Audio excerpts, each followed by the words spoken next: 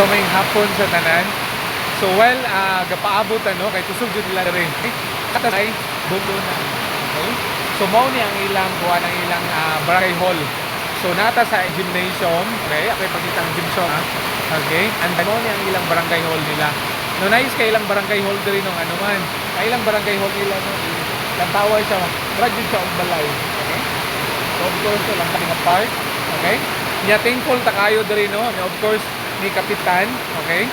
So because kaganina no, and then hall nila diri nga mga kuan no, nasa barangay because ilatang gikuan kaganina no for lunch no, gifrita nila for lunch.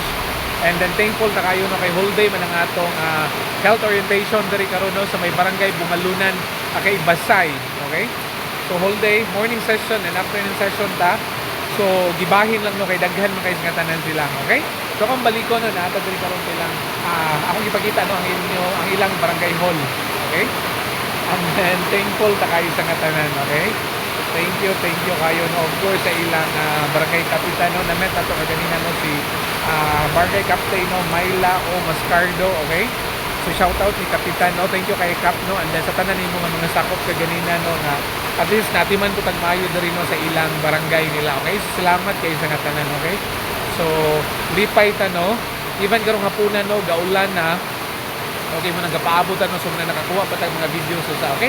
So kita-kita taon niya ano, we declared safety arrival no sa Dumaguete City because mobalik ang tag Dumaguete no. Hopefully naara diri ang ulan, okay? So nagpasilong mo sa ta, okay? So bye-bye. Amping ang tanan. God bless everyone.